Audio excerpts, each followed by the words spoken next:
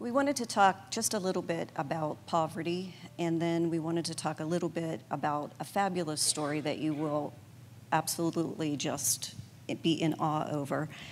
But poverty means limited access to educational and employment opportunities, which further contributes to income issues, thus continuing the cycle of poverty. Unmet social needs, environmental factors, and difficult access to health care contribute to worse health outcomes for people in poverty-stricken areas. Tolonga, Honduras is poverty to the extreme. Their needs are tremendous, but their gratitude goes beyond measure. Proyecto Alas, which translates to Project Wings, is not just a building that's located in the heart of Tolonga. It's a workplace full of love, education, Bible teaching, mentorship, and 50 beautiful children striving to break the cycle of poverty. The goal of Project Alas is to give them enough feathers, one at a time, to build a set of wings so that one day they can fly on their own. Some of the duties on this trip included painting, electrical work, thanks to Tyrone over there, installing ceiling fans to aid in some of the comfort during the heat of the day, hanging lights above work tables, thanks to Tyrone over there, teaching the Bible, assisting in studies, visiting free care clinics to donate supplies, and making home visits to assure that the children's needs are met. We were able to cook a fabulous dinner for the group, and that was to celebrate the 6th anniversary of the opening of the building. Feeding these kids a full-course meal was one of the highlights, I would have to say, of our trip. As you can see by the photos that we're going to be showing you, the love, the compassion, and the dedication of this staff go beyond your wildest imagination. Steve and Lindsay Paulson, along with their team, are the reason for this success. Part of the reason for the success is the coffee shop that's located above the building. The coffee shop was the idea of Steve and Lindsay, and 90% of the proceeds go to the children of the project. The money aids in electricity, supplies, and food, only to mention a few. We were fortunate enough to bring some fresh Honduras coffee beans home to sell, so if you're interested, contact the church office for your beans. The half-pound bags sell for $6 a bag, and all proceeds go to the project. On behalf of our mission team, I would like to offer our sincere gratitude for your prayers and your donations to make another successful year. I'd like to hand the mic over to Carrie. She's going to tell you about a fabulous story that we helped fund in order to save a life, basically.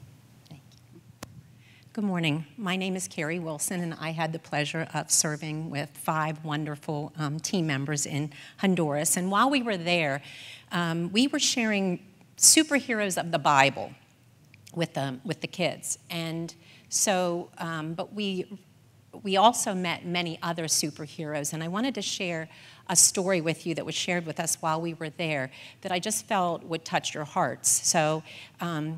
We have, her name is, I'm not sure if I'll pronounce it correctly, but it's Zami, and she's 15 years old.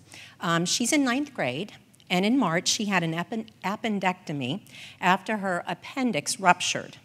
Her mother could only afford to take her to the free public hospital. She was released from the hospital the day after her appendix was removed. Much to our surprise, the wound closed up only with gauze and tape rather than stitches. Unsurprisingly, the wound got infected, and she started running a high fever a few days later, requiring another emergency trip to the hospital, which is an hour drive away from where she lives.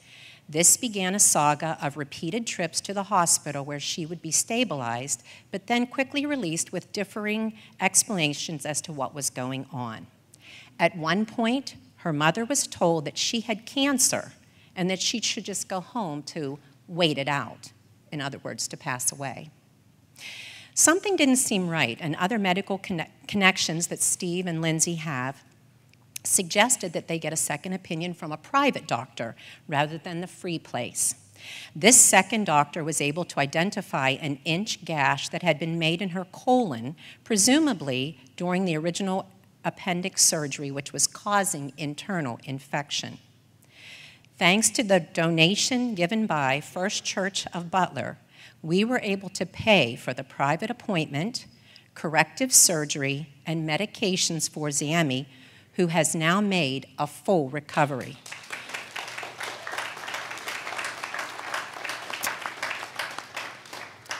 Without this surgery, We are certain that she would not have made it. So I share that story to let you know that you are superheroes.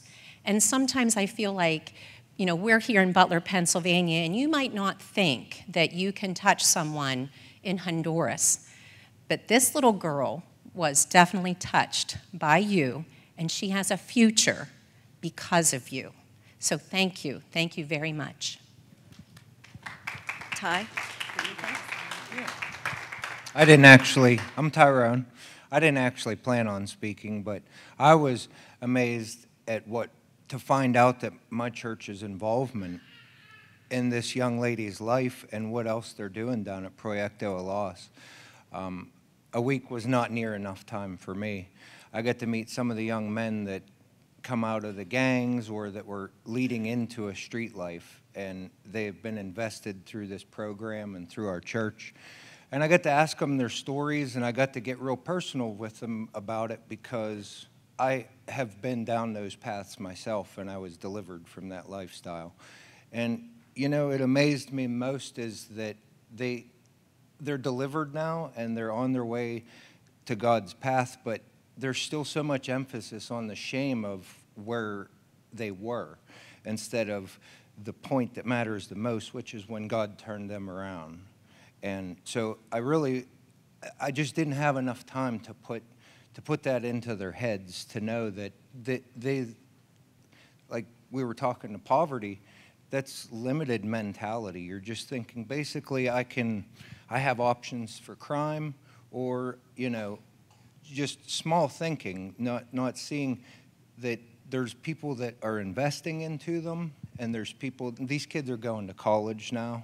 One of them's going to be a social worker, the other one's going to work with, he's going to be a gym teacher, another one's going into auto mechanics, and it really blessed my heart to see that my church is investing so much into them. And I just think that it's amazing that they're going to be a light to other kids in that same community. So I was definitely really changed by that whole experience. And I'm blessed to be a part of it, and I'm definitely going back next year. So, thank you.